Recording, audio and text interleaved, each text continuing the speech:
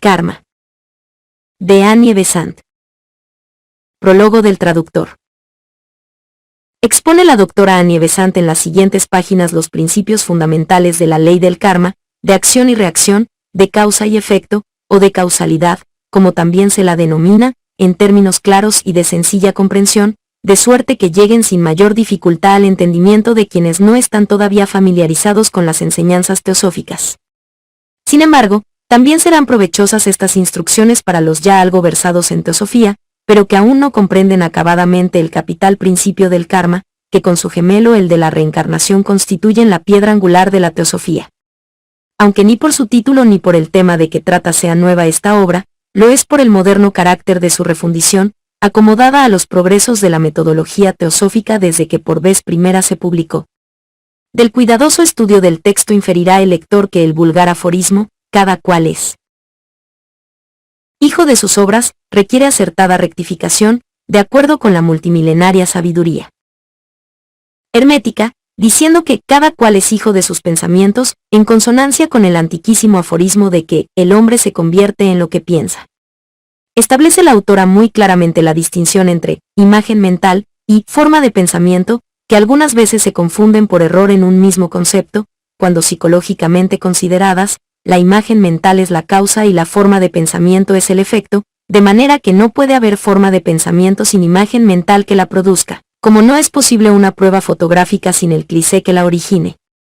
Uno de los puntos que mayormente inquietan a los principiantes en el estudio de la teosofía es el de los planos, mundos, niveles o esferas de la naturaleza, pues por insuficiencia del lenguaje humano hemos de recurrir a términos cuya consuetudinaria significación sugieren la idea de lugar o espacio circunscritamente determinado. Sin embargo, el concepto de plano o mundo no denota un lugar como cuando hablamos del mundo físico cuya materia constituyente perciben en sus estados sólido, líquido y gaseoso los normales sentidos que actualmente posee el hombre. Para comprender los conceptos de mundo astral y mental, que con el físico son los necesarios y suficientes para adquirir clara idea del karma, conviene tener en cuenta que esencialmente no hay más que una sola materia, y al hablar de materia física, astral y mental no damos a entender tres diferentes clases de materia, sino una misma materia en tres distintos grados de vibración. La vibración y no la esencia distingue las materias física, astral y mental. Así el plano físico está constituido por materia en determinada escala de vibración, el plano astral está constituido por la misma materia del plano físico, pero en escala más aguda de vibración, y análogamente el plano mental está constituido por la misma materia del físico y del astral, pero en todavía mucho más aguda escala de vibración. Por lo tanto, los planos de la naturaleza no están superpuestos como los pisos de un rascacielos, sino que mutuamente se compenetran sin confundirse.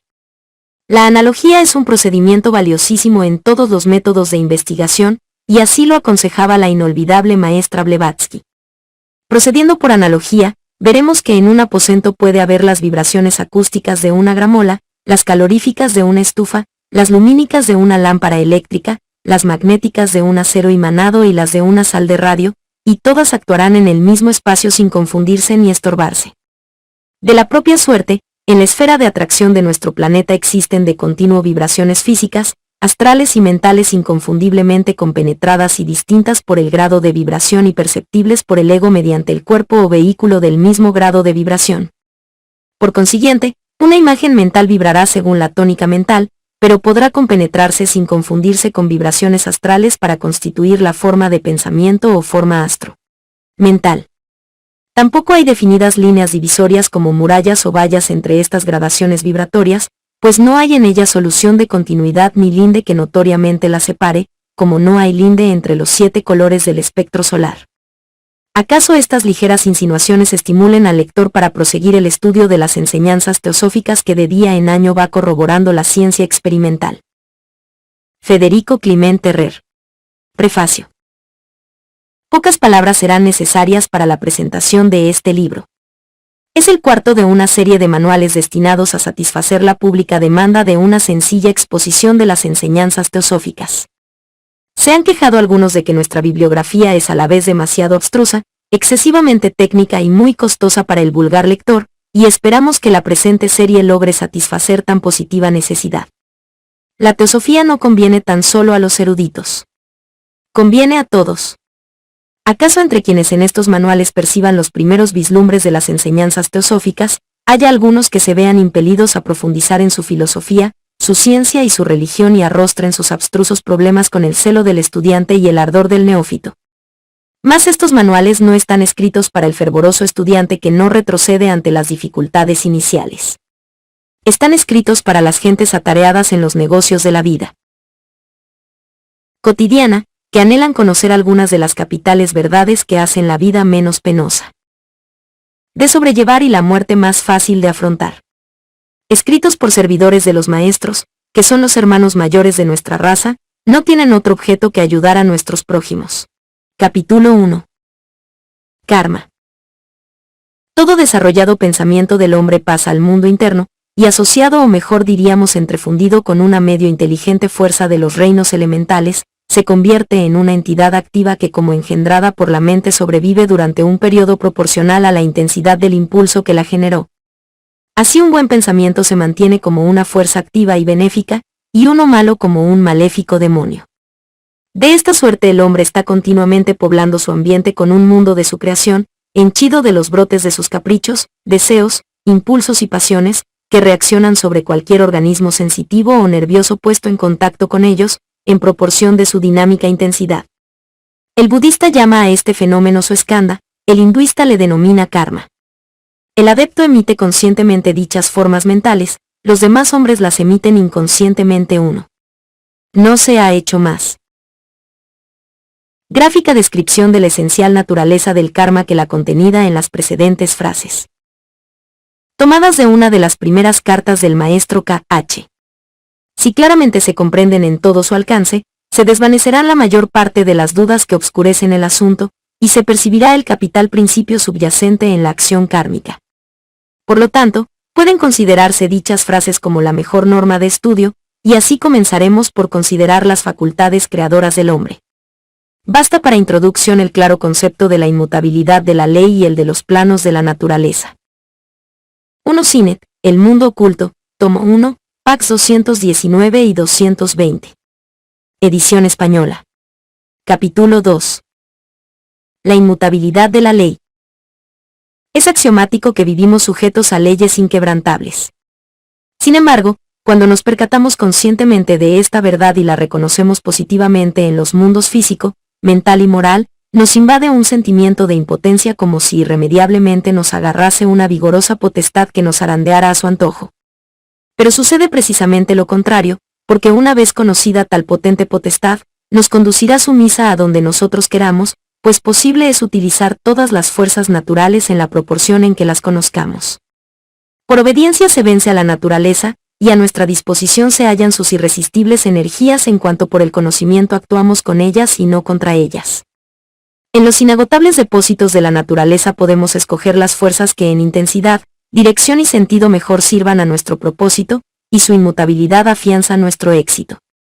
De la inmutabilidad de la ley dependen los experimentos científicos y todo el poder de trazar un proyecto y predecir el resultado. En esto se funda el químico, seguro de que la naturaleza dará siempre las mismas respuestas a las mismas preguntas. La alteración del resultado significa para el químico que equivocó el procedimiento y no que la naturaleza haya mudado el suyo. Lo mismo sucede respecto de las acciones humanas. Cuanto mayor sea el conocimiento, tanto mayor seguridad habrá en el resultado, pues los que llamamos accidentes provienen de la acción de ciertas leyes desconocidas o desdeñadas. También como en el mundo físico, pueden proyectarse, calcularse y predecirse los resultados en los mundos mental y moral. La naturaleza nunca nos traiciona. Traicioneras son nuestra ceguedad e ignorancia. En todos los mundos el poder es proporcional al conocimiento y se identifican la omnisciencia y la omnipotencia. La ley debe de ser tan inmutable en los mundos mental y moral como en el físico, pues el universo es la emanación del absoluto y la ley no es más que la expresión de la divina naturaleza. Así como toda vida emana de la única vida, así hay una suprema ley que todo lo sostiene y como roca de la divina naturaleza es el seguro e inconmovible fundamento de todos los mundos. Capítulo 3. Los planos de la naturaleza. Para estudiar las operaciones del karma, según la norma indicada por el maestro, hemos de tener claro concepto de los 3 planos o mundos inferiores del universo o de la naturaleza, y de los principios 2 con ellos relacionados. Los nombres que se les dan indican el estado de conciencia en ellos actuante. Puede ayudarnos a la comprensión un diagrama de los planos con los principios correspondientes, y con los vehículos en que una entidad consciente es capaz de actuar en ellos.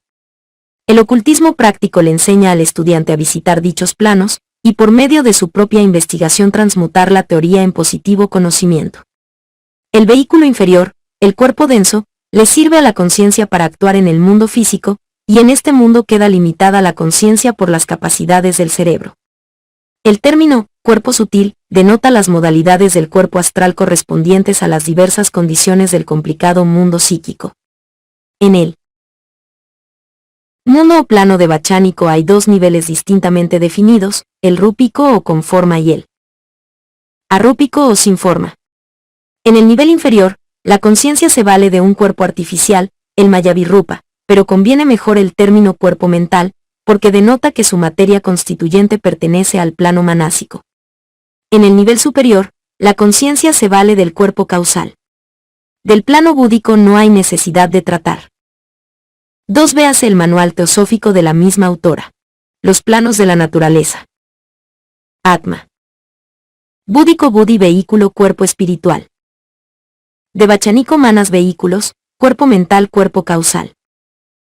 Psíquico kama manas, astral superior o vehículo cuerpo sutil astral kama, astral inferior. Físico doble etéreo vehículos, cuerpo denso cuerpo doble etéreo cuerpo denso.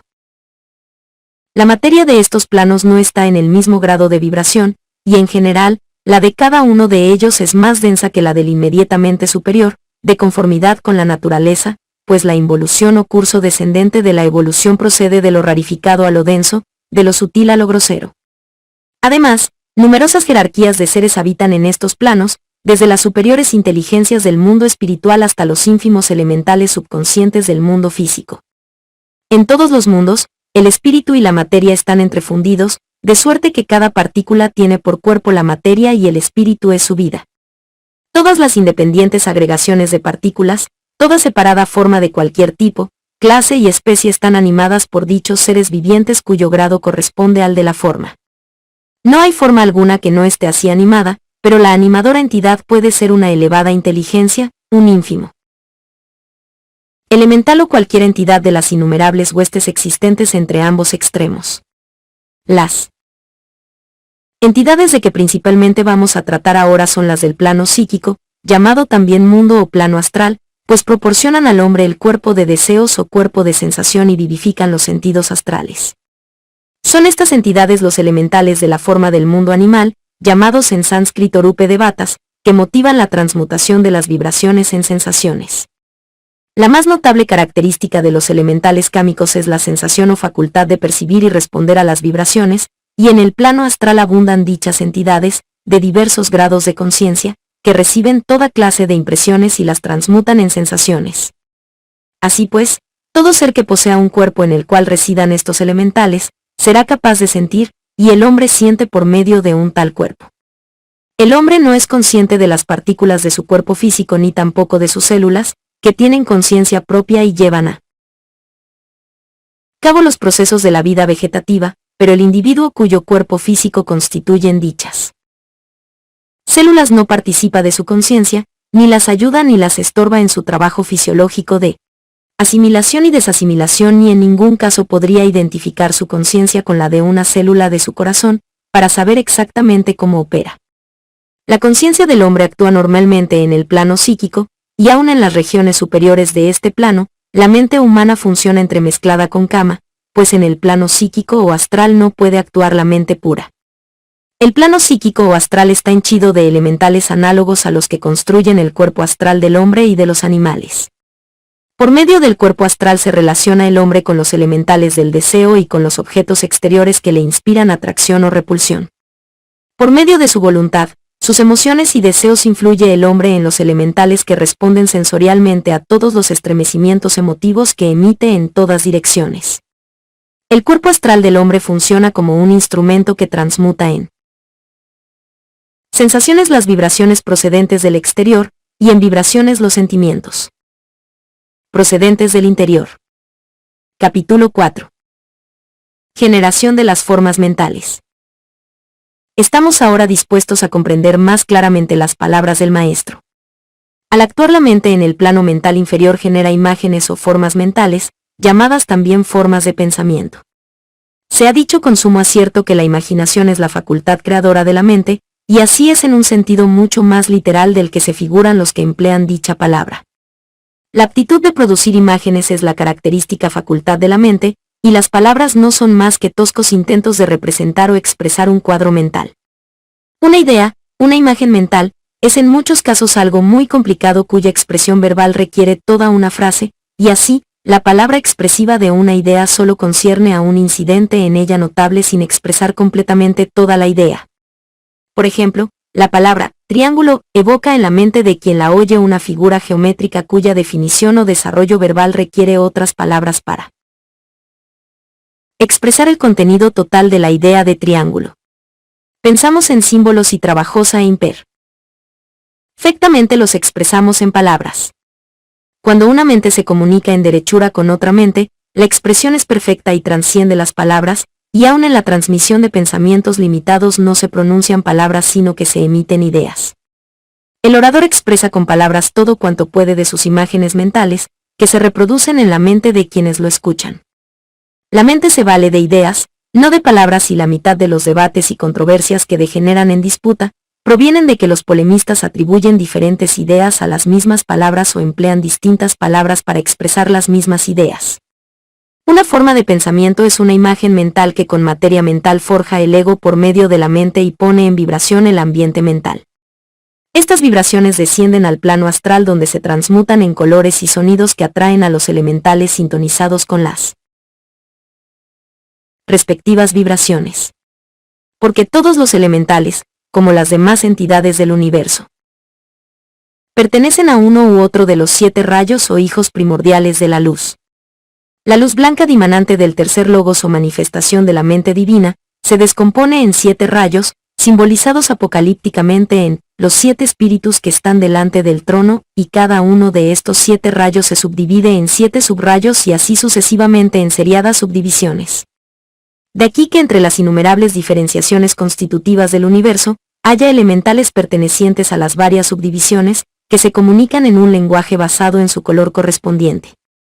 Tal es la razón de que se haya reservado tan celosamente el oculto significado de los colores, los sonidos y los números, pues los números subyacen en el sonido y el color, ya que por medio de ellos es posible dominar a los elementales. El maestro K.H. dice muy claramente acerca del lenguaje de los colores, como podréis comprender, cómo dominar a esas semi-inteligentes entidades que no se comunican con nosotros por medio de palabras sino con sonidos y colores correspondientes a las mutuas vibraciones. Porque el sonido, la luz y el color son los principales factores de los grados de inteligencia de esos seres de quienes no tenéis idea ni en los que se os consiente creer, pues ateos y cristianos, materialistas y espiritualistas arguyen cada cual a su modo contra semejante creencia, y los cientistas la tildan enérgicamente de degradante superstición. 3.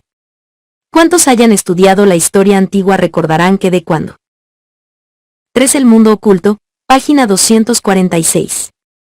Edición española. En cuando se encuentran obscuras alusiones al lenguaje de los colores, y que en Egipto se escribían en colores los manuscritos sagrados y se castigaba con pena de muerte cualquier error de copia.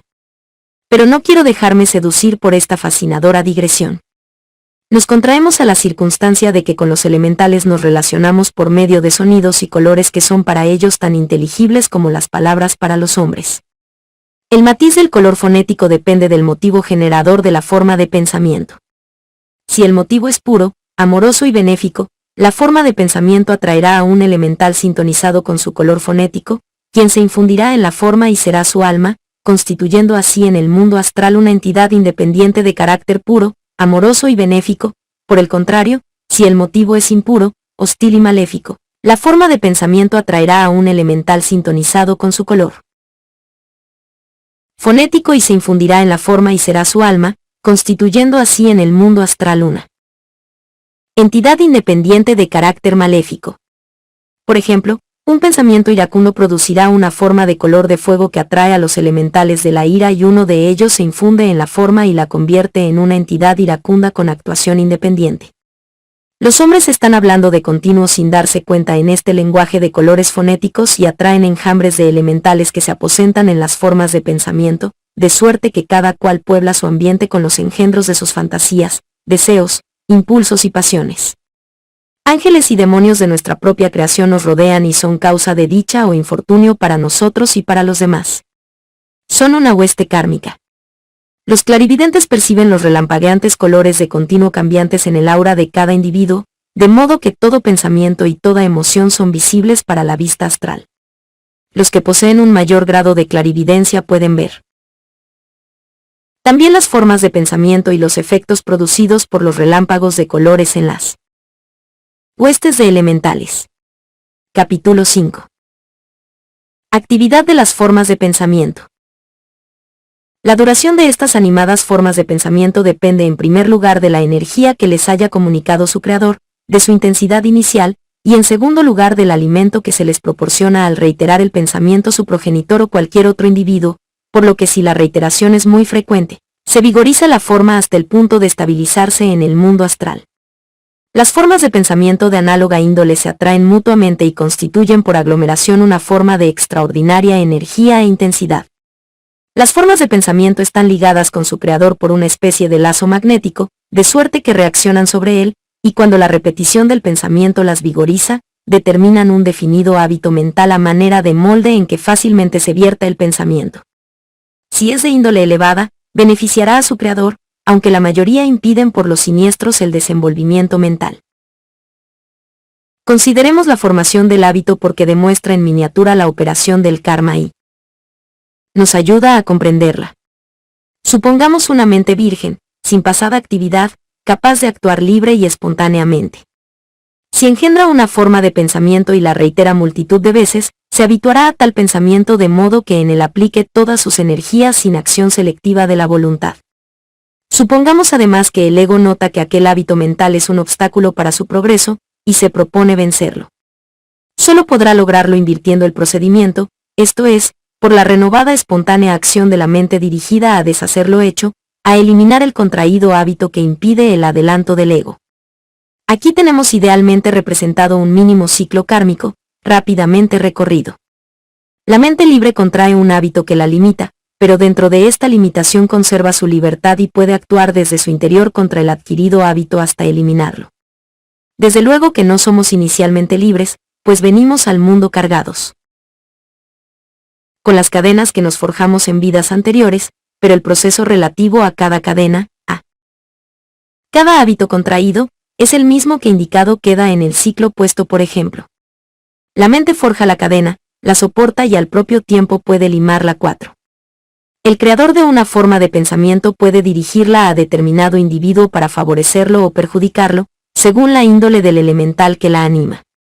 No es ficción poética, sino positiva realidad, que los buenos deseos, las oraciones y los pensamientos amorosos benefician a quienes se envían, pues forman una hueste protectora que los circuye y defiende de peligrosas influencias.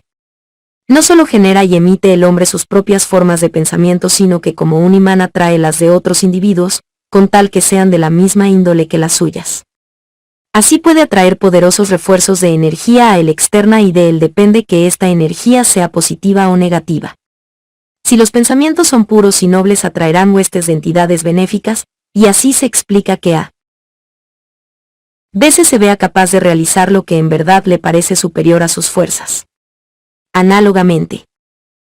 4. Desde luego se comprende que siempre que la autora habla de la mente, se refiere a la conciencia mental o personal, constituida por la mayor cantidad y calidad de los pensamientos acumulados, cual conciencia. Contrae los hábitos y los elimina, forja y lima las cadenas simbólicas, es. El actor y la mente es un instrumento de acción. N del T. Los pensamientos bajos, siniestros civiles atraen huestes de entidades maléficas, y así se explica que un hombre cometa crímenes de que al punto se arrepiente creído de que algún demonio le ha tentado. Los elementales que animan las formas de pensamiento, buenas o malas, flotantes en el ambiente astromental, se enlazan con el elemental del deseo del cuerpo astral del hombre y con los que animan sus propias formas de pensamiento, con tal que todas sean de la misma índole, pues los elementales de índole contraria se repelen, de suerte que el hombre de nobles y elevados pensamientos y virtuosas emociones formará un aura contra la cual se estrellen como en un broquel toda clase de siniestras influencias. Hay otra clase de actividad elemental que produce amplios resultados, y por tanto no puede omitirse en este preliminar examen de las fuerzas que contribuyen a formar el karma. Lo mismo que las acabadas de mencionar, las formas de pensamiento pueblan el ambiente que reacciona sobre todo organismo sensitivo o nervioso que se ponga en contacto con ellas, aunque también pueden afectar a cualquier otro organismo. Los elementales son de temperamento gregario y se agrupan por clases, de suerte que cuando un individuo proyecta una forma de pensamiento atrae a cuantos elementales de su propia índole alcanza su intensidad y constituyen por aglomeración una entidad colectiva.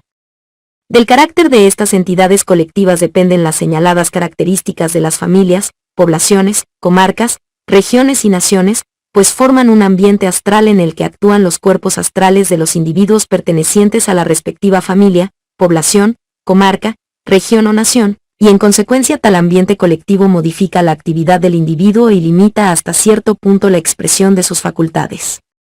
Si a un individuo se le presenta a examen una nueva idea, solo podrá verla a través de su ambiente familiar, vecinal, comarcal, regional o nacional, y es fácil que la vea retorcida por refracción en el ambiente.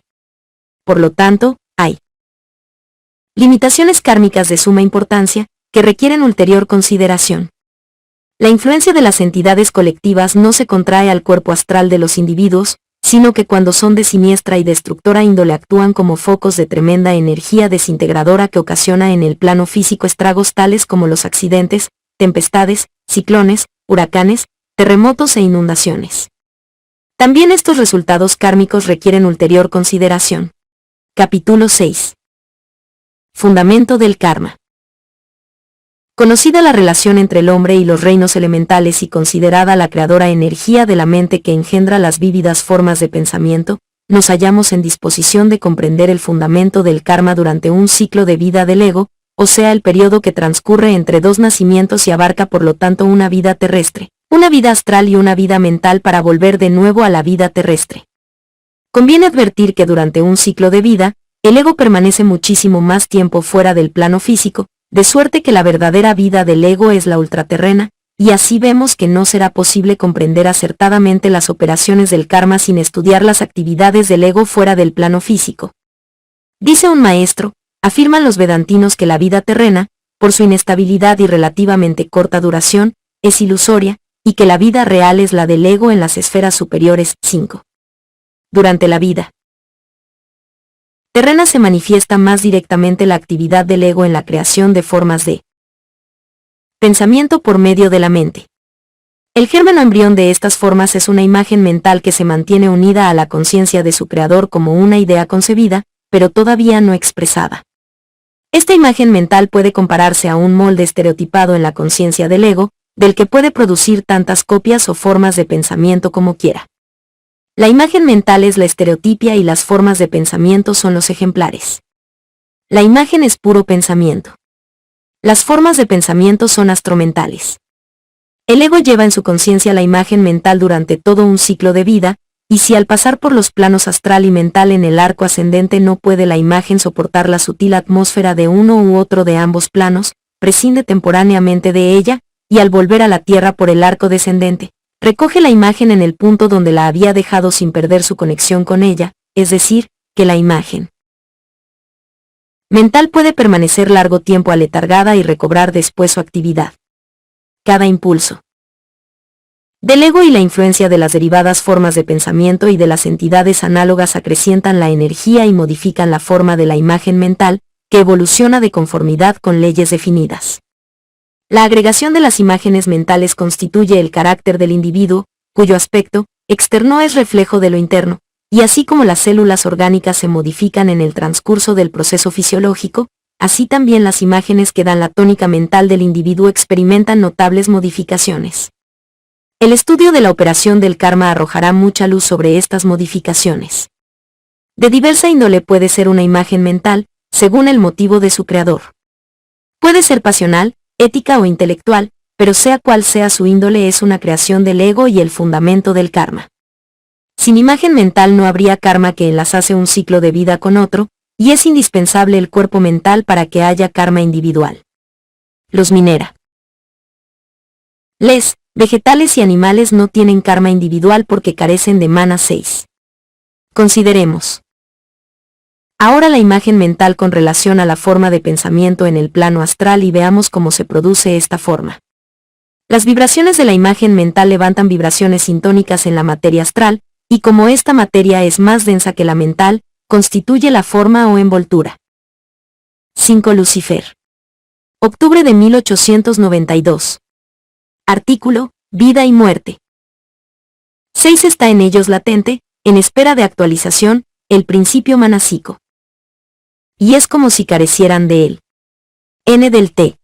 De la imagen mental, de modo que las imágenes mentales creadas por el ego y adheridas inalienablemente a su conciencia, tienen su expresión astromental en las formas de pensamiento que constituyen el ambiente peculiar del ego, su propio mundo, de la propia suerte que las imágenes mentales de logos tienen su expresión en el universo manifestado y así también, como aunque cesara la manifestación del universo, no se aniquilaría su imagen en la mente de logos, así aunque se desvanezca.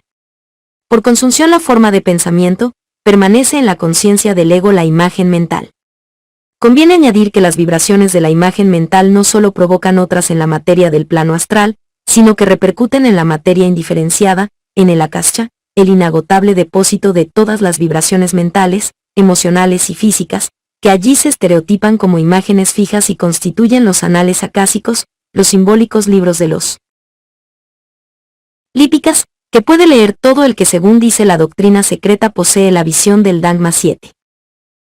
Una mente ejercitada puede proyectar en la materia astral las imágenes akásicas como por medio de la linterna mágica se proyecta una fotografía en una pantalla, de suerte que una escena del pasado puede reproducirse en toda su vivida realidad con los más leves pormenores, pues en la materia acásica existe como perpetuo cliché que percibe y es capaz de reproducir el experto vidente. Esta incompleta descripción bastará para dar una débil, pero por de pronto suficiente idea del fundamento del karma. En el akasha se fija la imagen mental creada por el ego. De la imagen mental deriva la forma de pensamiento animada según queda dicho, que actúa en el mundo astral produciendo diversos efectos relacionados con la imagen mental y con el ego. Cada uno de los efectos producidos por la forma de pensamiento puede compararse a un hilo de tela de araña, y el conjunto de los efectos a la tela tejida por la forma de pensamiento. Además, cada efecto tiene su peculiar matiz, por el que puede conocerse de qué imagen mental procede y a qué ego pertenece.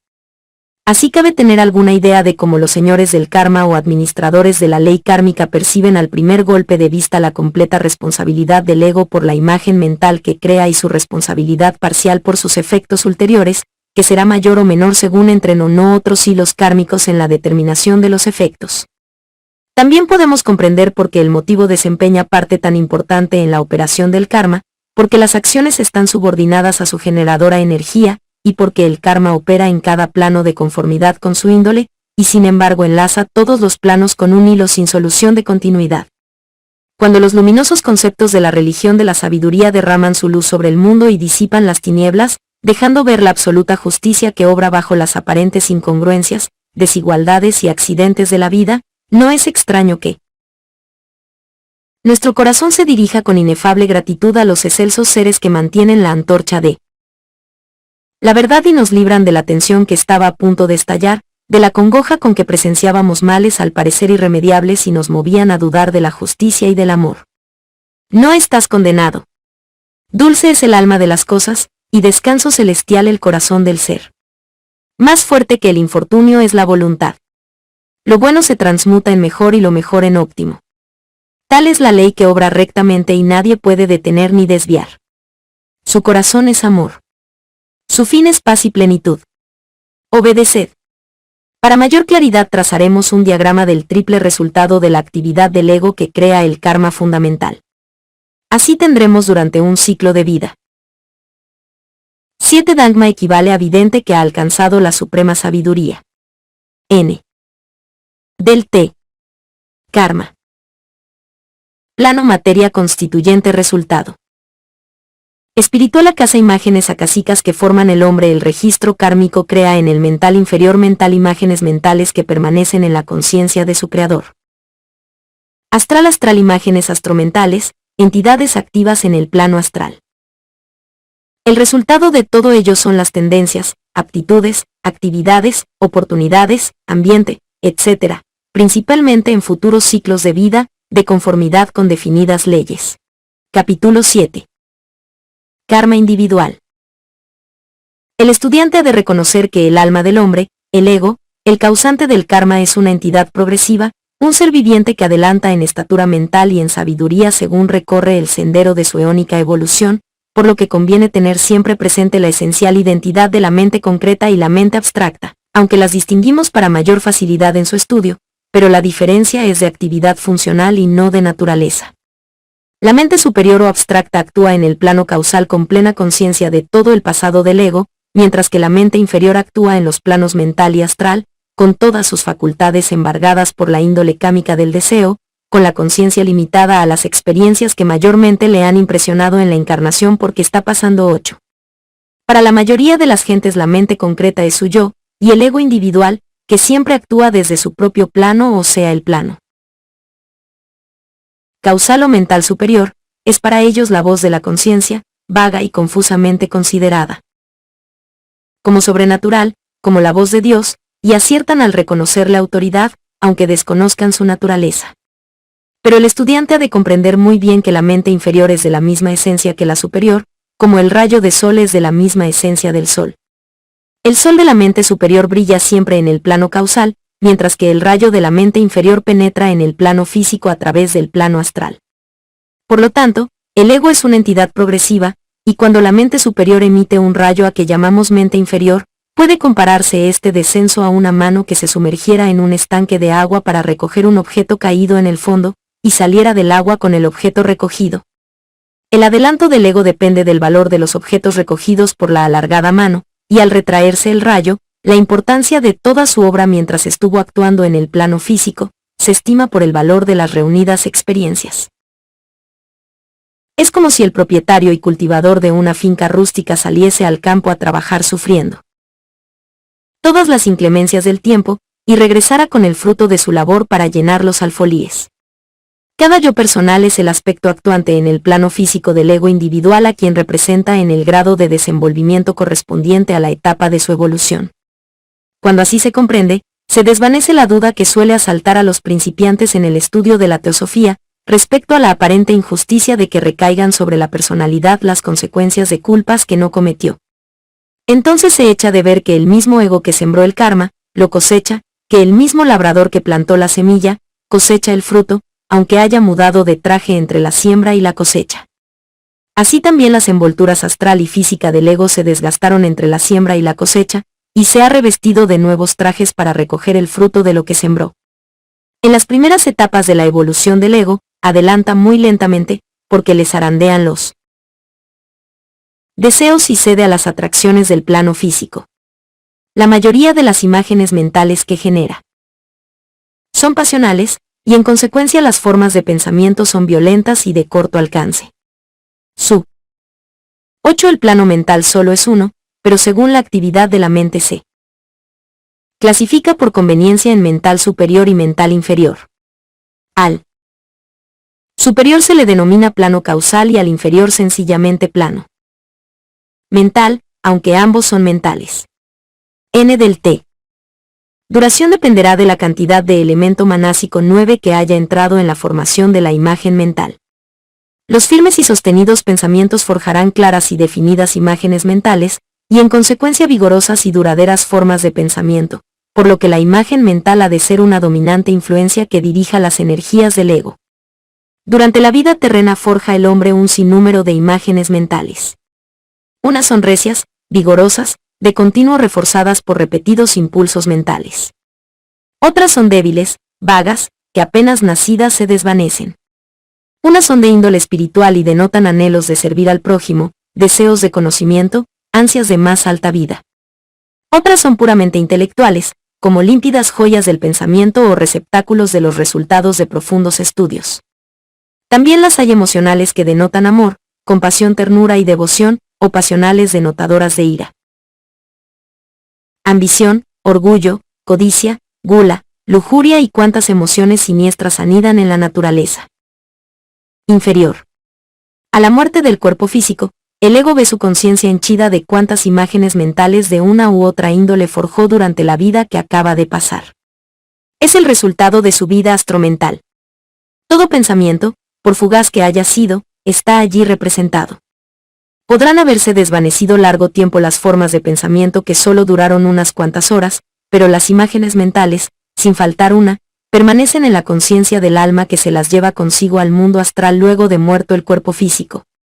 El mundo astral se divide en 7 subplanos y cada uno de estos en gradaciones infinitesimales correspondientes a otros tantos de densidad de la materia astral, de suerte que el ego cargado de imágenes mentales groseras permanecerá en los subplanos inferiores del mundo astral envuelto en dichas imágenes mentales que se esforzará en activar y se predispondrá de este modo a reiterarlas físicamente en su próxima vida terrena, así como también se verá atraído hacia las escenas terrestres que le deparen ocasión de derivar de sus imágenes mentales, formas de pensamiento. Lo mismo sucede respecto de las imágenes mentales cuya índole las sintonice con cualquier otro subplano inferior del mundo astral, hasta que por consunción o agotamiento pierden estas groseras imágenes mentales la materia que les da existencia formal, pero quedan latentes en la conciencia del ego, que entonces mantiene vivas las imágenes mentales de armoniosa índole forjadas durante la anterior vida terrena y asciende a los subplanos superiores del mundo astral sintonizados con ellas. Pero también estas imágenes mentales consumen el elemento de deseo y queda el puro elemento mental, a la par que el ego se despoja por completo del cuerpo astral y queda con el cuerpo mental inferior por externa envoltura. Cuando terminada la vida mental o de Vachanika y después de una breve estancia en el mundo causal o mental superior, donde ve todo su pasado, el ego retorna al mundo físico por los planos mental inferior y astral, la respectiva materia de estos planos reaviva las imágenes mentales que quedaron latentes en la conciencia del ego, y se convierten en las cualidades del carácter que ha de manifestar el ego en la nueva personalidad.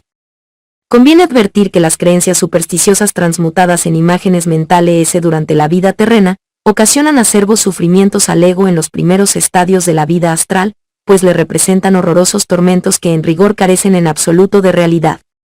Al retornar el ego al mundo físico, dice Leadbeater en su obra, El plano astral, los señores del karma, que llevan cuenta de las buenas y malas acciones de cada personalidad, construyen de conformidad con el karma la plantilla del doble etéreo que ha de servir de molde al cuerpo físico del ego en la próxima encarnación. Durante la vida de Vachanika se asimila el ego las experiencias adquiridas en los mundos físico y astral, y su adelanto depende del número de imágenes mentales de una y otra índole que forjó durante la vida terrena. Las imágenes mentales de siniestra índole. 9. El elemento manásico equivale a materia mental. N del T. Le servirán de lección y escarmiento por las penosas consecuencias que le acarrearon al transmutarlas en formas de pensamiento concretadas en acción. Las imágenes mentales de índole armónica la aprovecharán porque al asimilarse su esencia se convertirán en aptitudes y facultades propias ya para siempre de su naturaleza. El ego agrupa todas las imágenes mentales de una misma índole, se asimila su esencia, y por meditación crea un nuevo órgano mental, a manera de molde en el que vierte la asimilada esencia y la transmuta en facultad. Por ejemplo, si durante la vida terrena forjó el ego muchas imágenes mentales de anhelos de conocimiento y de esfuerzos para comprender verdades superiores, cuando muere el cuerpo físico mantiene durante la vida astral el mismo nivel mental que tenía en la vida física, pero en el mundo mental inferior o Devachan transmuta todas esas imágenes mentales en facultades y aptitudes, de modo que el ego vuelve a la tierra con un órgano mental mucho más agudo y eficaz que el que poseyó en la anterior encarnación, con mayor potencia de facultades intelectuales que le permiten acometer y llevar a cabo estudios e investigaciones de que hasta entonces fue de todo punto incapaz. Tal es la transmutación de las imágenes mentales que dejan de existir en el plano mental, puesto que se han transmutado en facultades, pero subsisten perpetuamente en los anales acásicos en donde el ego las percibe desde el plano causal. Por lo tanto, quien anhele acrecentar el vigor de sus presentes facultades intelectuales, podrá lograrlo si mantiene persistentemente su anhelo, pues las aspiraciones y deseos durante una vida terrena se convierten en aptitudes en la siguiente y la voluntad de obrar se transmuta en positiva aptitud para la definida acción. Conviene advertir que las facultades y aptitudes de esta suerte elaboradas están estrictamente sometidas en su condición a los materiales de que dispuso el ego, por lo que si éste no plantó durante la vida terrena las semillas de la aspiración y el anhelo, muy escasa o nula será su cosecha en la vida mental. Las imágenes mentales constantemente repetidas sin definido propósito y anhelo de acrecentar las facultades intelectuales y volitivas, se transmutan en corrientes de pensamiento o canales por los que se desperdicia la energía mental. De aquí la importancia de no permitir que la mente vague de un punto a otro sin determinado propósito, porque entonces forja imágenes mentales de índole trivial que formarán canales por donde se habitúe a fluir la energía mental sin encontrar resistencia a que aplicarse. Cuando por falta de oportunidad y no de aptitud se ha frustrado el anhelo de realizar una acción de índole pura y elevada, se formará una imagen mental que se transmutará en vivo pensamiento durante la vida devachánica y se concretará en positiva acción durante la próxima vida terrena en cuanto se le depare favorable oportunidad, que se le deparará inevitablemente si el anhelo o aspiración se transmutaron en pensamiento durante la vida mental. La misma ley rige cuando el deseo es de índole grosera y sensual, aunque en este caso no se transmuta en pensamiento en el devachán, donde no pueden penetrar estas siniestras imágenes mentales, sino que permanecen latentes en el ego hasta que a su paso por el mundo astral en retorno a la tierra se transmutan en formas de pensamiento y se concretan en acción. Así los deseos codiciosos formarán una imagen mental que, vigorizada por la repetición del deseo, determine en una vida ulterior la congénita tendencia al robo que se concrete en acción. El karma causativo es completo, y cuando la imagen mental está lo bastante vigorizada, se concreta casi automáticamente en acción. Además, sabido es que la repetición continuada de un acto lo convierte en hábito, y lo mismo sucede en todos los planos, de suerte que la reiteración de un deseo en el plano astral y de un pensamiento en el mental, los transmutarán en acción en el plano físico a la menor oportunidad. Muchas veces, el que comete un crimen dice que lo hizo sin pensar, que estaba obcecado, que no sabía lo que hacía, y que no hubiera cometido él crimen si reflexionara en lo que iba a hacer. El criminal que así se disculpa, tiene razón en lo que dice, pues en verdad no cometió el crimen deliberadamente con premeditación, sino impulsivamente como resultado automático de los deseos y pensamientos precedentes, que sin remedio se concretaron automáticamente en acción. Sucede algo parecido a cuando una disolución salina saturada cristaliza súbitamente en cuanto se le añade un menudísimo cristal de la misma substancia disuelta. De la propia suerte, cuando la agregación de imágenes mentales está saturada, una sola más que se añada, las concretará en acción. Es inevitable la acción porque al reiterar una y otra vez la imagen mental se anuló la libertad de elección, y lo físico no tiene más remedio que obedecer al impulso mental. El persistente deseo de obrar en tal o cual sentido durante una vida, se transmuta en impulso en otra, y parece entonces como si el deseo fuese una imperiosa exigencia que se hace a la naturaleza para que depare la oportunidad de la acción. También ha de observar el ego las imágenes mentales que de las experiencias pasadas en la vida terrena almacena la memoria. Son el fiel historial de la influencia ejercida por el mundo exterior en el ego, quien debe meditar sobre ellas para descubrir sus mutuas relaciones y conocer su valor como expresión y manifestación de la mente universal en la naturaleza. Por meditación aprende el ego de las experiencias, lecciones de placer que acaba en dolor y dolor que termina en placer. Reconoce la existencia de leyes inviolables a las que ha de obedecer. Aprende lecciones de éxitos y fracasos, de esperanzas y desengaños, de triunfos y derrotas, de temores infundados, de fuerzas incapaces por lo débiles de resistir a la prueba, de la presunta sabiduría que se torna ignorancia, del paciente sufrimiento que invierte en victoria la aparente derrota y la atolondrada precipitación que trueca en derrota la aparente victoria. Sobre todas estas cosas medita el ego y por su propia virtud alquímica transmuta las entremezcladas experiencias en el oro del conocimiento, de modo que renace en la tierra con mejor disposición y aptitud para arrostrar los sucesos de la nueva vida con el resultado de las pasadas experiencias. La conciencia se desenvuelve por medio de la transmutación en conocimiento de las imágenes mentales dimanantes de las experiencias, y particularmente de las que enseñan que el sufrimiento deriva de la ignorancia o de la desobediencia a la ley. Durante las sucesivas vidas terrenas, el ego se ve continuamente impulsado por el deseo hacia los objetos de sensación, pero al ceder a sus halagos se lastima al chocar contra la ley. La experiencia le enseña que todo placer deseado contra la ley es un germen de dolor, y cuando en una nueva vida, el deseo le impulsa a un morboso goce, el recuerdo de las pasadas experiencias se afirma en la conciencia y refrena los impetuosos corceles de los sentidos que si se desbocaran se precipitarían obcecadamente en el objeto de sensación.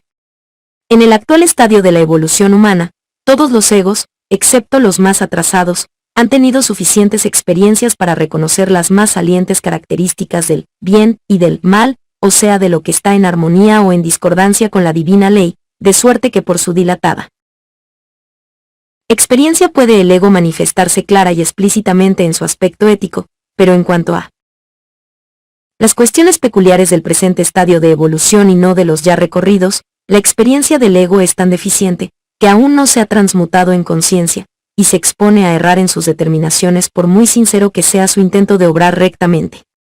En este caso, la voluntad de obedecer armoniza al ego con la divina ley en los planos superiores, y su desconocimiento de cómo ha de obedecer, se remediará por efecto del dolor que experimente al obrar en contra de la ley, de suerte que el sufrimiento le enseñará lo que ignoraba y sus aflictivas experiencias acrecentarán su conciencia para evitar ulteriores errores y caídas y darle mayor conocimiento de Dios en la naturaleza, de la consciente armonía con la ley de la vida, de la consciente cooperación al desenvolvimiento del plan de Dios. Así tenemos que los principios definidos de la ley kármica que operan con las imágenes mentales como causas se pueden expresar del modo siguiente. Las aspiraciones y deseos se convierten en aptitudes, los pensamientos reiterados se convierten en tendencias. La voluntad de obrar se convierte en acciones. Las experiencias se convierten en conocimiento. Los sufrimientos se convierten en conciencia. Capítulo 8. Operación del karma. Cuando el ego se ha asimilado en el mundo mental todos los materiales acopiados durante su vida terrena, vuelve a moverle el deseo de vida senciente, y entonces comienza el último periodo del ciclo de vida, durante el cual se reviste de nuevos cuerpos mental y astral adecuados a la nueva vida terrena que va a pasar por la puerta del nacimiento, trayendo consigo los resultados de su vida en el mundo mental. Si el ego es joven, poco habrá ganado, porque el adelanto en los primeros estadios de la evolución es mucho más lento de lo que algunos se figuran, y las vidas se suceden pesadamente, de modo que escasas son la siembra en el mundo físico y la cosecha en el mental. Según se van desenvolviendo las facultades se acelera en proporción el adelanto del ego, y cuando entra en la vida mental con gran acopio de experiencias, sale de ella y vuelve a la tierra con facultades acrecentadas según el descrito procedimiento. Antes de su redescenso, permanece algún tiempo el ego en el plano causal, donde percibe todo su pasado, y de allí sale revestido tan solo del cuerpo causal que perdura todo el ciclo de sus encarnaciones y está rodeado por el aura correspondiente a su individualidad, aura luminosa, policromada, más o menos resplandeciente y de radio proporcional a su grado de evolución.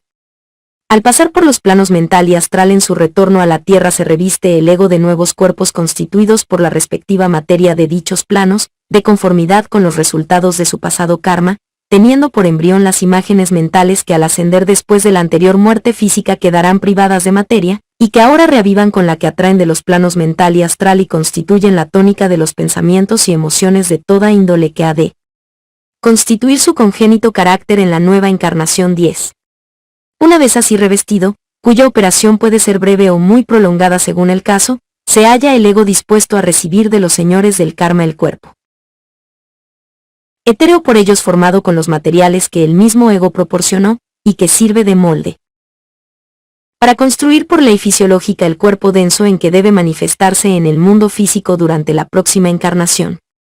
De esta suerte el ego individual se refleja en el ego personal, y su carácter, sus cualidades, dotes y circunstancias dependerán de sus pensamientos anteriores.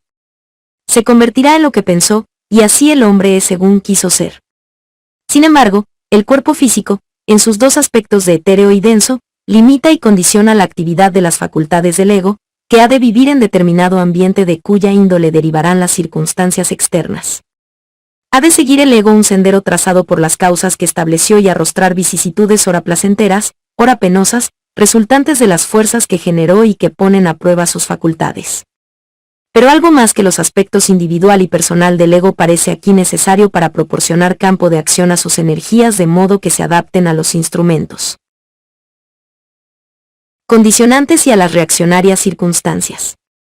Nos acercamos a un punto del que muy poco cabe decir apropiadamente, porque se trata de la región de las potentes inteligencias espirituales. 10 Las expresiones de ascenso y descenso son figuradas pues los planos se interpenetran, y al hablar de superiores e inferiores se da a entender la diferente tónica de su vibración, n del t, cuya naturaleza transciende de mucho nuestras limitadas facultades, pero cuya existencia podemos conocer y cuya actividad señalar, aunque respecto de quienes estamos en análoga posición a la de los animales respecto de nosotros, que conocen que existimos, pero ignoran el alcance y operaciones de nuestra conciencia. Son estas inteligencias los señores del karma y los 4 maharajas o de barajas. Respecto de lo poco que sabemos de los señores del karma, da muestra el siguiente pasaje de la doctrina secreta. Los señores del karma, descritos en el comentario 6 grados de la estancia 4, son los espíritus del universo. Pertenecen a la parte más oculta de la cosmogénesis de que no es posible tratar aquí. Tampoco está preparada la autora para decir si los adeptos, aun los de muy elevada categoría, conocen por completo a esta orden angélica en sus triples grados o tan solo conocen el inferior relacionado con los registros de nuestro mundo.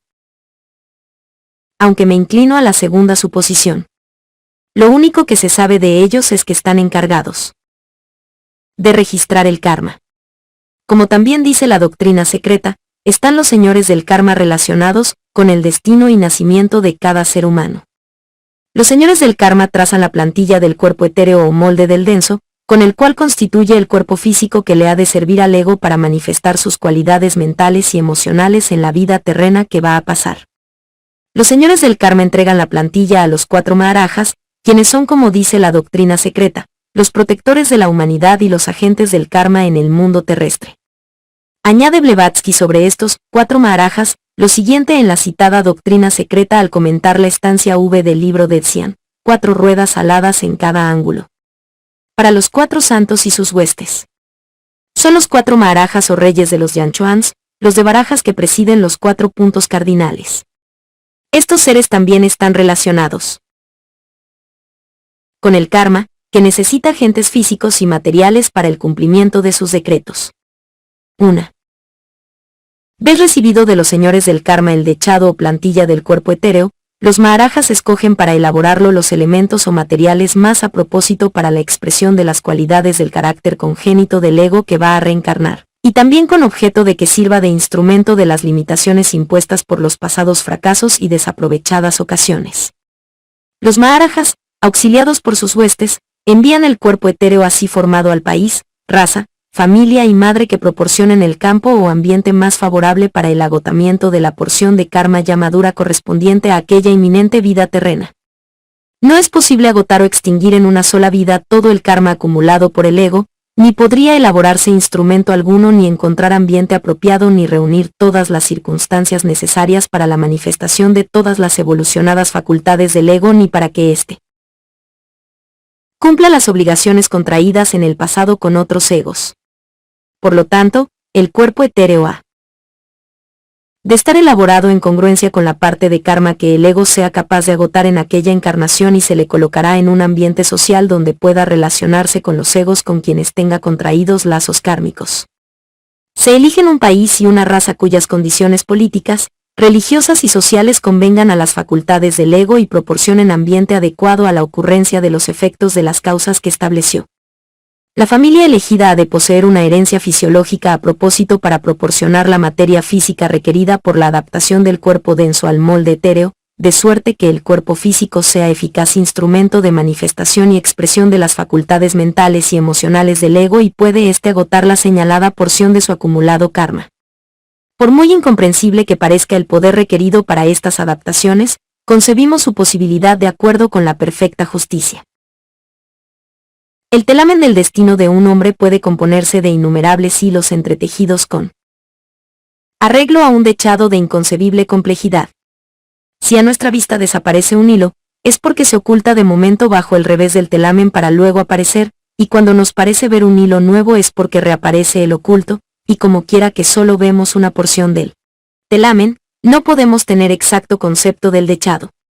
Dice Jámblico sobre el particular en Sobre los Misterios, 4:4, lo que a nosotros nos parece estrictamente justo, no lo es para los dioses, porque nosotros solo vemos esta breve vida, las cosas presentes y la manera como subsisten, pero las potestades superiores a nosotros conocen todos los ciclos de vida del ego.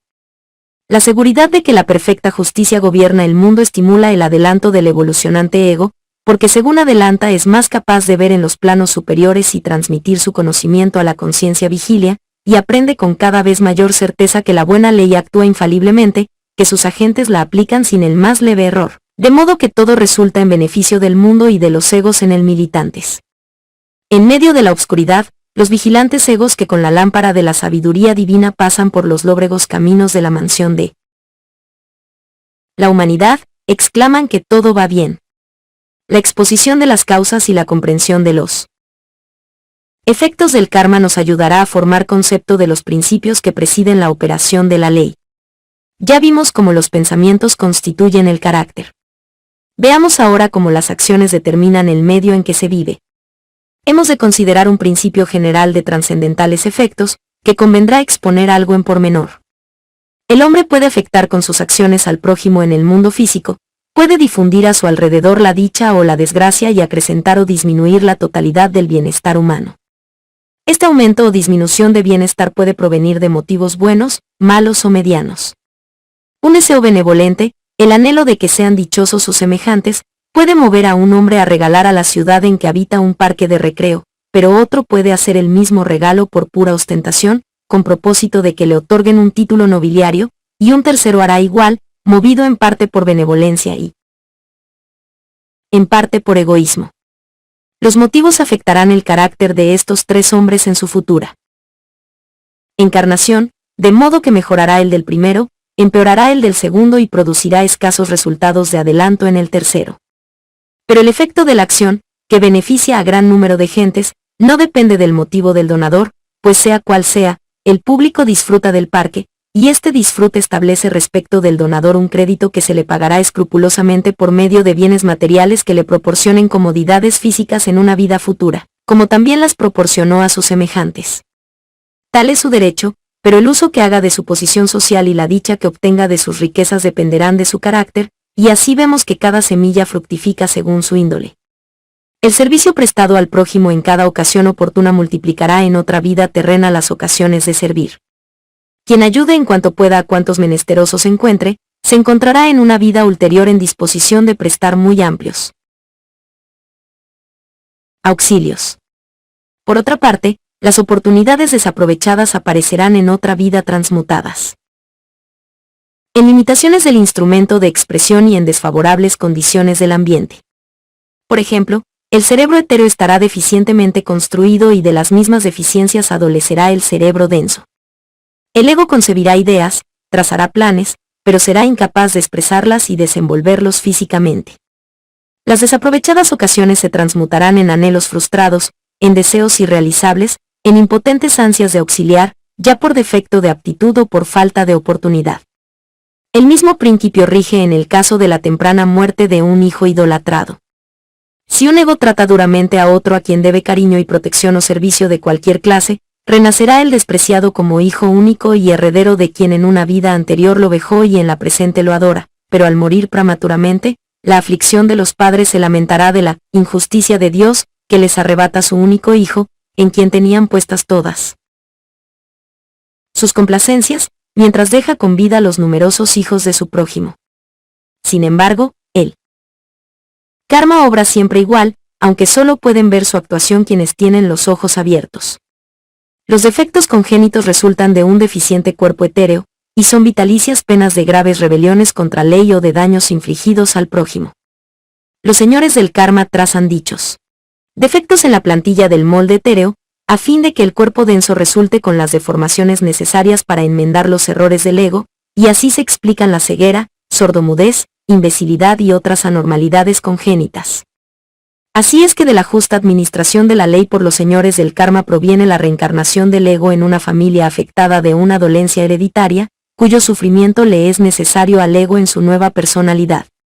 Los señores del karma favorecerán la manifestación de las facultades artísticas, por medio de un cuerpo etéreo que facilite la construcción en el cuerpo denso de un delicado sistema nervioso, y escogiendo una familia en que sea hereditaria la facultad artística desarrollada por el ego. Así vemos que para la expresión de la facultad musical se necesita un cuerpo físico con muy delicados y agudos sentidos del oído y del tacto, que proporcionará más fácilmente la herencia. Fisiológica. El servicio que un hombre presta a la humanidad con su palabra hablada o escrita, por medio de libros o de conferencias que difunden nobles y elevadas ideas, es también un crédito contra la ley que los señores del karma pagarán escrupulosamente mediante el mental y espiritual auxilio que presten al bienhechor. Así vemos los capitales principios de la actuación del karma y las respectivas funciones desempeñadas por los señores del karma y por el ego en el destino del individuo. El ego proporciona los materiales con que va construyendo su propio carácter. Los señores del karma trazan la plantilla o dechado de lo que ha de ser la futura personalidad del ego, de modo que al elaborar los maharajas el cuerpo etéreo de conformidad con dicho dechado con los materiales también proporcionados por el ego, resulta el cuerpo denso un eficaz instrumento para la actuación del ego según la parte de karma que le está señalada en la vida terrena que ha de pasar, a despecho de las entrechocantes voluntades de los hombres. Capítulo 9. Evitación de los resultados del karma. Dicen algunos al reconocer por vez primera la existencia del karma, que si todo proviene de la actuación de la ley, están irremediablemente esclavizados a su destino. Antes de considerar cómo puede utilizarse la ley para gobernar el destino, conviene el examen de un caso típico en demostración de que la fatalidad y el libre albedrío actúan armónicamente a la par. Llega un ser humano a este mundo con determinado carácter constituido por ordinarias facultades intelectuales y buenas y malas cualidades emotivas, con un cuerpo físico sano y bien formado, aunque no de espléndida índole. Tales son sus limitaciones claramente señaladas, y al llegar a la plenitud de la vida física se encuentra con un carácter constituido por sus cualidades mentales, emocionales y físicas, del que ha de hacer el mejor uso posible. Habrá alturas mentales que no sea capaz de escalar y conceptos inasequibles a sus facultades. Habrá tentaciones que no pueda resistir y empresas físicas incapaz de realizar. Reconoce que no puede pensar como un genio ni ser hermoso como un Apolo. Se ve encerrado en un círculo incapaz de trasponer por mucho que se esfuerce. Además, no puede evitar ciertas tribulaciones que le afligen y forzosamente ha de sobrellevar. Sucede así porque el ego está limitado por sus pasados pensamientos, sus desperdiciadas ocasiones, sus errores, siniestras tendencias y pasionales deseos. Sin embargo, el ego, el verdadero hombre, no está limitado, porque es esencialmente libre. Quien hizo el pasado que aprisiona su presente, puede actuar en su cárcel de modo que en el porvenir manifieste su esencial libertad. En cuanto conozca que esencialmente es libre, quebrantará las cadenas que le arrojan y proporcional a la medida de su conocimiento será la ilusividad de sus limitaciones. Pero el hombre ordinario cuyo conocimiento es chispa y no llama, dará el primer paso hacia el libre albedrío, si considera como hechura propia sus limitaciones y se esfuerza en cercenarlas. Cierto es que no puede pensar como un genio, pero puede tener mayor confianza en su capacidad y ejercitarla gradualmente hasta que llegue a ser un genio. Cierto es que no puede domeñar sus insensatas pasiones en un momento, pero sí luchar contra ellas por muchas veces que sucumba, hasta que al fin las venza. Aunque le limiten flaquezas emocionales y físicas, si sus pensamientos son cada vez más puros y armoniosos y sus obras benéficas, merecerá más bellos y eficaces instrumentos en el porvenir. Siempre es esencialmente libre el ego en su cárcel y puede derribar las vallas que él mismo levantó. Es su propio carcelero y si quiere libertarse se libertará. Si comete una grave falta que le acarrea tribulaciones porque pecó en el pasado como pensador y ha de sufrir ahora como actor. Si pierde a un ser amado, no debe afligirse, porque no lo perdió para siempre sino que se mantiene unido a él por el amor y lo recuperará en el porvenir. Entretanto, debe prestar a otros seres el auxilio que hubiera prestado al desaparecido del mundo físico, a fin de no sembrar semillas que dieran por amargo fruto una pérdida análoga en futuras vidas. Cuando comete una injusticia, sufre las consecuencias, porque la pensó en otro tiempo y ha de sufrirlas pacientemente, y esperar que el día de mañana quedará libre de toda limitación si sus pensamientos son nobles y bienhechores. En medio de las tinieblas aparece un rayo de luz que dice, oh, vosotros los que sufrís. Sabed que porque queréis sufrís. Nadie os obliga.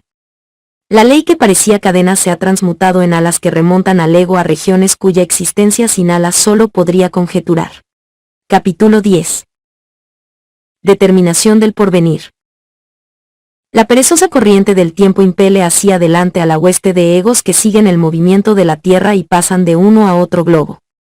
Pero la religión de sabiduría proclama de nuevo que cuantos quieran pueden acortar el camino de la evolución y subtraerse al impulso de la perezosa corriente.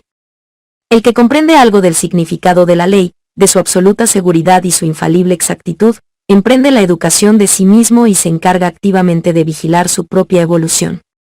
Analiza su carácter y procede a reformarlo, ejercitando deliberadamente sus facultades mentales y morales, acrecentando sus aptitudes, vigorizando sus puntos débiles, subsanando sus defectos y eliminando superfluidades.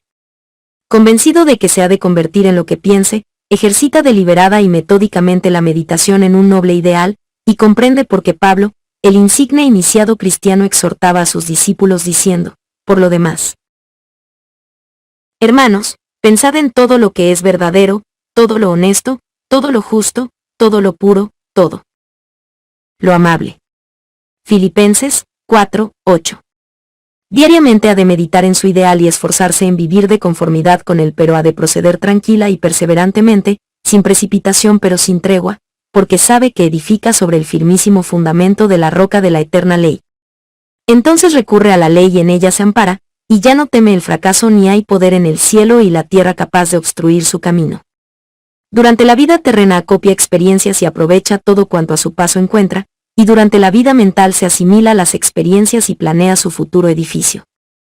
En esto consiste el valor de la verdadera finalidad de la vida, aunque se funde en el testimonio ajeno y no en el conocimiento propio. Cuando un hombre acepta y comprende en parte la actuación del karma, emprende desde luego la construcción de su carácter y coloca cada piedra con especial cuidado, porque sabe que edifica para la eternidad. Ya no titubea ni anda de un lado para otro, ni forja hoy un plan y otro mañana, o no forja ninguno, sino que traza un bien meditado proyecto y construye con arreglo a él, porque el ego es a la par arquitecto y constructor y no vuelve a desperdiciar tiempo en estériles conatos. De aquí la rapidez con que se recorren los últimos estadios de evolución y los sorprendentes y casi increíbles progresos que realiza el vigoroso ego en su plena virilidad. Capítulo 11. Modificación del karma. Quien deliberadamente ha emprendido la determinación de su porvenir, se percata, a medida que aumenta su conocimiento, de la posibilidad de hacer algo más que construir su carácter y fijar su futuro destino. Se da cuenta de que se halla en un universo, de que es un ser viviente y activo con voluntad libre, capaz de actuar sobre las circunstancias tanto como sobre sí mismo. Está desde hace largo tiempo acostumbrado a obedecer las capitales leyes éticas establecidas para guía de la humanidad por los divinos instructores aparecidos de edad en edad, y comprende que estas leyes se basan en fundamentales principios de la naturaleza y que la moral es la ciencia aplicada a la conducta. Advierte que en su vida diaria es capaz de neutralizar los resultados perjudiciales de una mala acción por medio de una buena acción. Si un hombre lanza un mal pensamiento contra otro, y éste le corresponde con un pensamiento igualmente maligno, ambas formas de pensamientos se entrefundirán como dos gotas de agua y acrecentarán su violencia, pero si aquel contra quien se dirige el mal pensamiento conoce la ley kármica, neutralizará la maligna forma de pensamiento con otra de benevolencia y compasión, de modo que el odio cese por el amor. Engañadoras formas de pensamiento planean por el mundo astral, pero el conocedor de la ley kármica las contrarresta con formas de verdad, pureza y amor que invalidan la falsía, la torpeza y el egoísmo. Cuando aumenta el conocimiento, esta acción es directa y definida, y al pensamiento dirigido con deliberado propósito, le nacen las vigorosas alas de la recia voluntad. A las malignas formas así destruidas ya no pueden reanimarlas ningún elemental. Su vida y la materia de su forma retornan al repositorio universal. De esta suerte se evita el mal karma desde su origen y no pueden anudarse lazos kármicos entre quienes disparan los mortíferos dardos y quienes los rechazan con el invulnerable broquel del amor y la compasión. Los divinos instructores que autorizadamente exhortaron a devolver bien por mal, apoyaron su exhortación en el conocimiento de la ley. Quienes les obedecen, aunque no comprendan el fundamento científico del precepto, evitan el mal karma que pesaría sobre ellos si correspondiesen al odio con el odio, pero quienes conocen la ley, destruyen deliberadamente las formas perniciosas y al esterilizar las semillas del mal evitan futuras cosechas de dolor. En un grado de adelanto relativamente superior al de la mayoría de la humanidad, no solo puede el hombre construir su carácter e influir de propósito en las formas de pensamiento que crucen por su ambiente, sino que también empezará a tener vislumbres de su pasado, y le será por ello posible revisar las causas y los efectos kármicos, para aquilatar mejor su presente. Así es capaz de modificar su porvenir mediante la consciente movilización de fuerzas que obren sobre otras ya movilizadas y operantes. El conocimiento le permite valerse de la ley con tanta seguridad como el cientista la utiliza en sus investigaciones. Consideremos ahora las leyes del movimiento. Si cuando se mueve un cuerpo en determinada dirección, obra sobre él una fuerza en distinta dirección, el cuerpo se moverá entonces en la dirección resultante de las dos fuerzas componentes, sin haber perdido energía, pero parte de la fuerza que dio el impulso inicial se habrá empleado en resistir el choque de la nueva fuerza, y la resultante de ambas no será ni una ni otra sino una tercera que determinará la nueva dirección del móvil. Un físico puede calcular exactamente en qué dirección empleará sobre un cuerpo en movimiento una fuerza que le dé la nueva dirección deseada. De este modo no se estorba ni se quebranta la ley. Se la utiliza conscientemente para que las fuerzas naturales actúen según conviene a la voluntad humana. Si aplicamos este principio a la modificación del karma, advertiremos que no nos oponemos al karma cuando modificamos su acción por medio del conocimiento. Nos valemos de fuerzas kármicas para influir en los efectos kármicos y vencemos a la naturaleza con el arma de la obediencia. Supongamos ahora que un individuo de muy adelantado conocimiento, al escrutar su pasado ve corrientes kármicas que convergen en un punto de siniestra acción. Puede interponer una nueva fuerza de sentido contrario y suficiente intensidad entre las convergentes, para modificar favorablemente la fuerza resultante.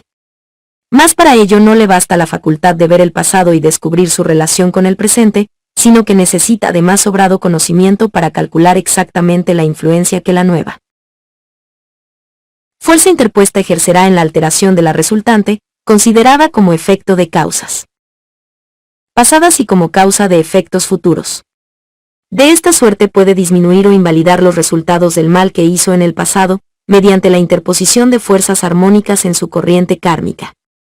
No puede destruir ni deshacer lo hecho, pero mientras sus efectos no se concreten en acción puede modificarlos o neutralizarlos o subvertirlos mediante nuevas fuerzas que interponga como causas coadyuvantes a la producción de los esperados efectos. En todo esto no hace más que valerse de la ley con tanta seguridad como el físico que equilibra una fuerza con otra, e incapaz de aniquilar ni una dina de energía puede imprimir a un cuerpo el movimiento deseado previo cálculo de la acción de las fuerzas dinámicas. Análogamente puede el karma modificarse por la influencia de las circunstancias en que opera. Consideremos bajo otro aspecto esta importantísima cuestión. A medida que aumenta el conocimiento es más fácil evitar el mal. Karma pasado. Como quiera que el ego, al escrutar sus vidas anteriores, y acercarse a la liberación, ve las causas que van a producir sus efectos, conoce cuáles son estas, cuáles las ya extinguidas, y cómo anudó los lazos kármicos. No solo puede mirar hacia atrás para ver las causas, sino también hacia adelante para ver los efectos, pues así como en el mundo físico, el conocimiento de sus leyes capacita para predecir los resultados, así un ego lo bastante evolucionado puede conocer las causas kármicas que estableció y predecir los efectos de ellas resultantes. El conocimiento de las causas y de su actuación nos capacita para establecer nuevas causas que neutralicen los efectos de aquellas, y valiéndonos de la ley con absoluta confianza en su inmutabilidad, será posible por medio del cuidadoso cálculo de las fuerzas movilizadas, determinar nuestro porvenir. Es cuestión de puro cálculo. Supongamos que en el pasado establecimos vibraciones de odio. Podemos neutralizarlas e impedir sus efectos, oponiéndoles vibraciones de amor. Así como en el mundo físico podemos producir el silencio por la interferencia de dos ondas sonoras de suerte que las vibraciones graves de una entrechoquen con las sutiles de la otra, así también en los planos superiores al físico es posible valerse de la interferencia de las vibraciones de odio y amor para anular las causas kármicas y establecer el equilibrio que significa liberación.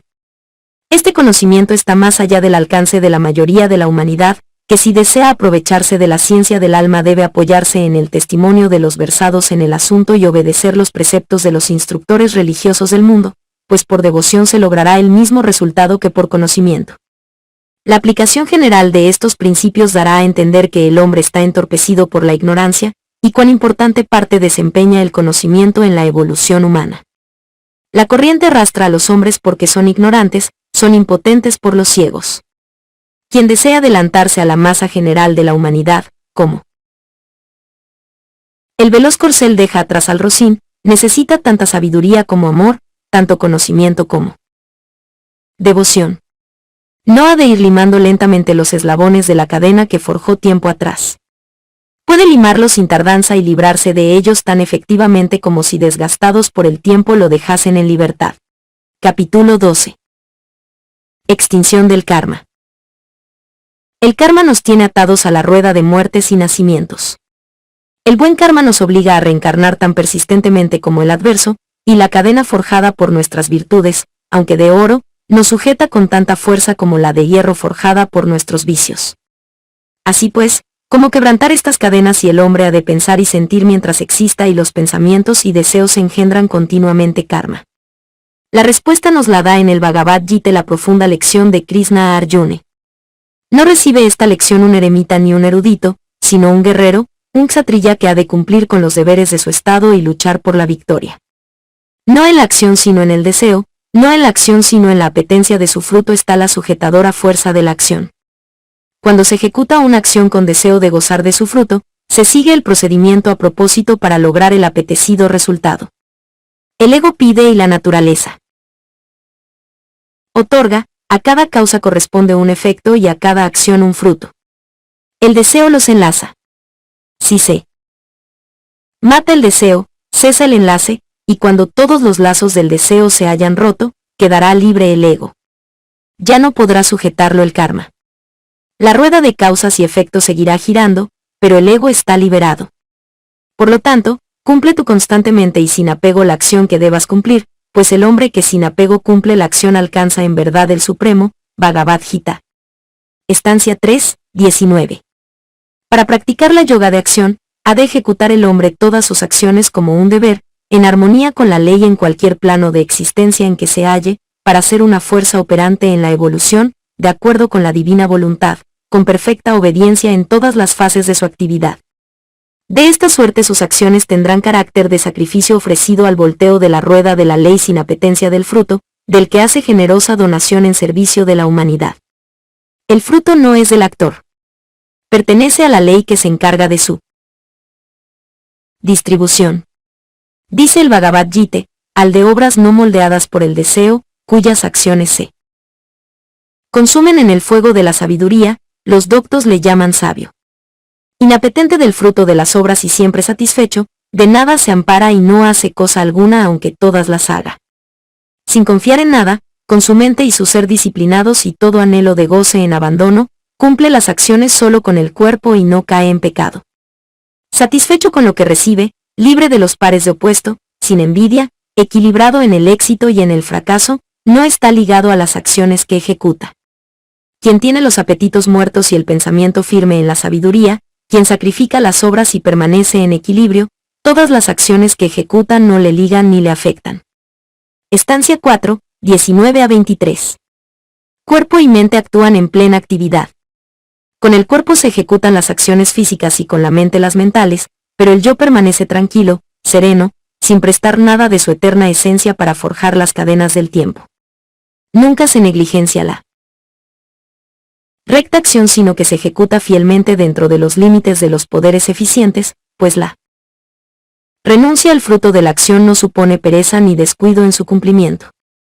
Dice el Bhagavad Gita, si el ignorante obra por apego a la acción, o bharata, el sabio debe obrar sin apego a ella, anheloso del bienestar del mundo.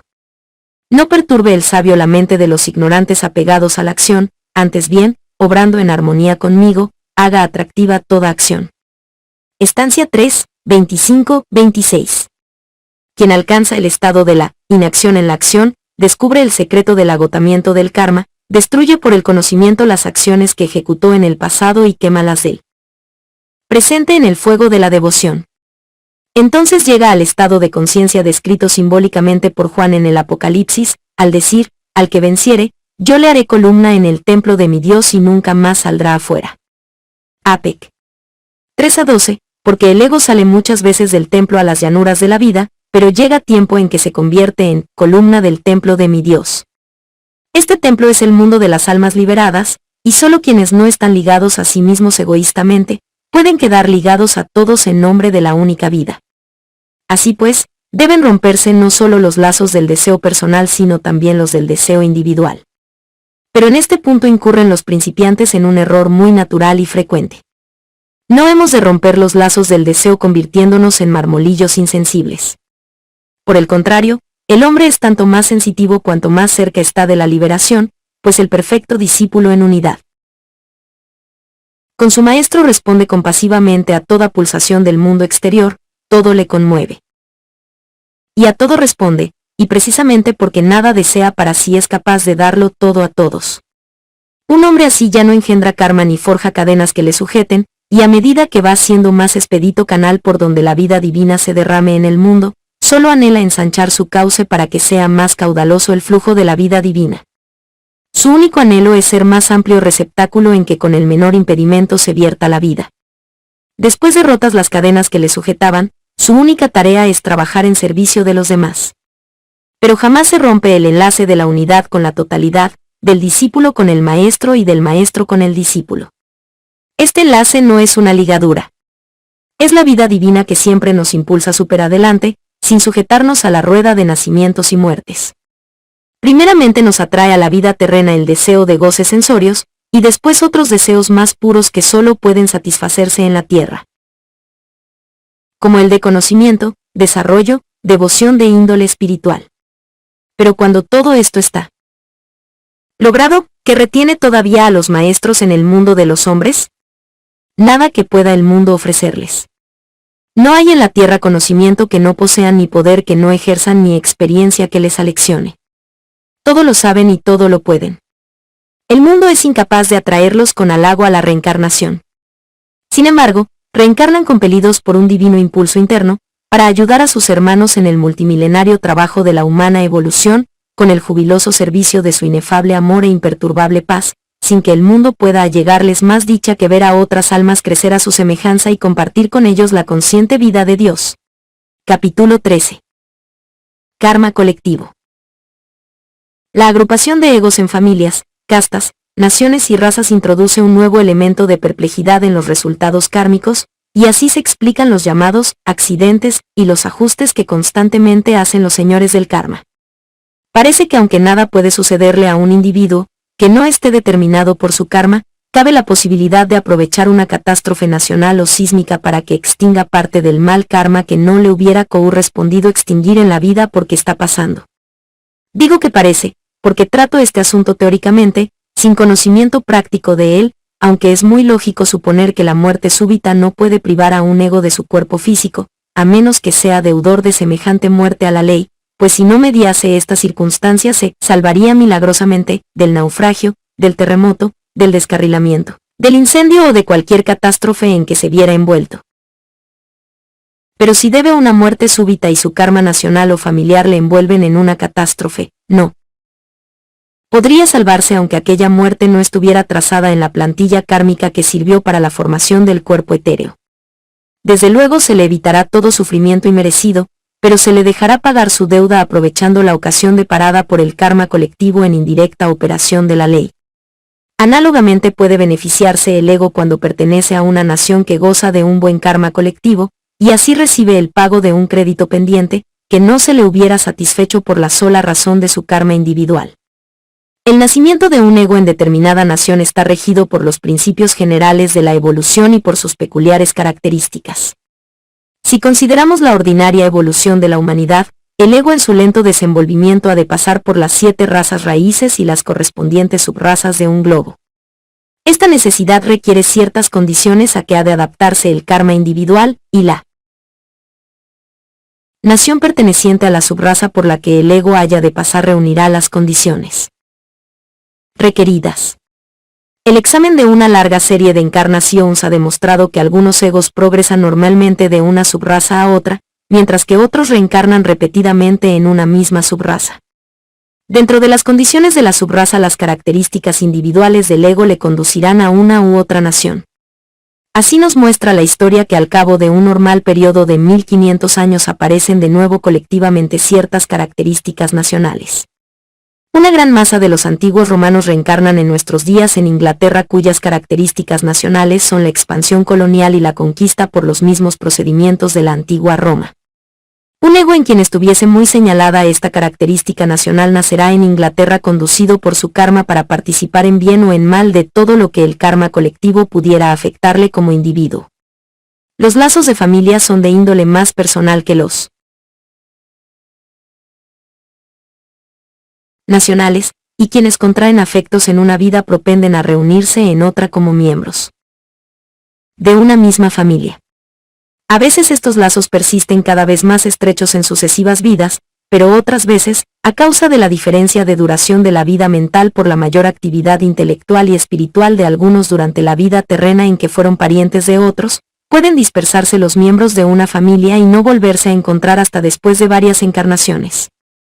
En general, cuanto más íntima es la unión en las superiores manifestaciones de la vida, mayores probabilidades hay de nacer en una misma familia. También el karma del individuo está influido por la interacción del karma familiar y puede gozar o sufrir de un modo que no corresponda a su peculiar karma en aquella vida, pagando así deudas o cobrando créditos todavía pendientes. En lo que a la personalidad se refiere, parece que ha de haber cierta compensación en las vidas astral y mental, de modo que se haga justicia aún a la transitoria personalidad. El examen pormenorizado del karma colectivo nos llevaría más allá de los límites de un tratado elemental como el presente y no estaría al alcance de nuestros conocimientos, por lo que solo podemos exponer estas incompletas indicaciones. El conocimiento exacto del asunto exigiría un detenido examen de casos individuales, continuado durante millares de años, pues las especulaciones sobre este asunto son inútiles, y lo que se requiere es la paciente observación. Sin embargo, algo adecuadamente cabe decir respecto al karma colectivo en cuanto a la relación entre los pensamientos y acciones de los hombres y los aspectos del mundo exterior. Sobre este obscuro punto dice Blavatsky, de acuerdo con Platón expone Aristóteles que la palabra elementos denota los principios incorpóreos colocados como inspectores en cada una de las 4 grandes divisiones de nuestro mundo. Así es que los paganos no adoran ni veneran a los elementos ni a los puntos cardinales, sino a las entidades espirituales que simbolizan. Según la Iglesia romana hay 2 clases de seres siderales, los ángeles y los demonios. Según los cabalistas y ocultistas solo existe una clase, sin diferencia entre los rectores de luz y los rectores de tinieblas o cosmocratores, a quienes la Iglesia romana supone entre los rectores de luz, cuando los oye designar por otro nombre distinto del que ella les da. No castiga o premia el rector o maje raja con permisión de Dios o sin ella, sino que el mismo hombre se castiga o premia por su karma, que cuando erróneo acarrea individual y colectivamente, como sucede a veces en las naciones, toda clase de males y calamidades. Nosotros establecemos causas que ponen en actividad a las potestades correspondientes del mundo sideral, y las atraen irresistiblemente hacia quienes establecen tales causas y sobre ellos reaccionan, tanto si han perpetrado malas acciones como si han tenido siniestros pensamientos. La ciencia moderna nos dice que el pensamiento es materia, y según enseñan a los profanos los señores Jevons y Babbage en sus principios científicos, cada partícula de materia existente debe ser un registro de todo cuanto ha sucedido. La ciencia moderna penetra cada día más en el vórtice del ocultismo, aunque de ello no se dé cuenta. El pensamiento es materia, pero no en el sentido del materialista Moleschott, quien afirma que el pensamiento es el movimiento de la materia, declaración absurda casi sin igual. Los estados mentales y los físicos se hallan en completo contraste, pero esto no importa para que todo pensamiento, además de la acción cerebral, tenga un aspecto objetivo en el mundo astral, aunque para nosotros sea en objetividad suprasensible. Doctrina secreta. Comentarios a la estancia V. Del libro de Etienne. Parece que cuando los hombres engendran gran número de malignas y destructoras formas de pensamiento, las cuales se agrupan en grandes masas en el mundo astral, su energía se precipita sobre el plano físico y provoca motines, azonadas, trastornos, revoluciones, guerras y todo linaje de disturbios sociales que caen como karma colectivo sobre sus progenitores. Así tenemos que también el hombre es colectivamente dueño de su destino y creador de su propio ambiente. Las rachas de crímenes, las epidemias, los periodos de conmoción o trastorno en una ciudad se explican según el mismo principio. Las formas de pensamiento animadas por la cólera incitan al asesinato. Los elementales de estas formas están alimentados por los efectos del crimen y los vigorizan el sentimiento de venganza de los pacientes de la víctima, la ferocidad del criminal y su rencor cuando lo ajustician y se ve lanzado violentamente del mundo. Así la horda de formas malignas impulsan desde el mundo astral a la perpetración de nuevos crímenes que se repiten horrorosamente. Los sentimientos de temor que provoca la propagación de una epidemia intensifican la virulencia de la enfermedad y se perturba el ambiente magnético de cuantas personas se hallan en el área de la epidemia. En todos sentidos e innumerables modalidades causan estragos los malignos pensamientos de los hombres cuando en vez de cooperar al desenvolvimiento del divino plan del universo invierte en la destrucción su poder creador.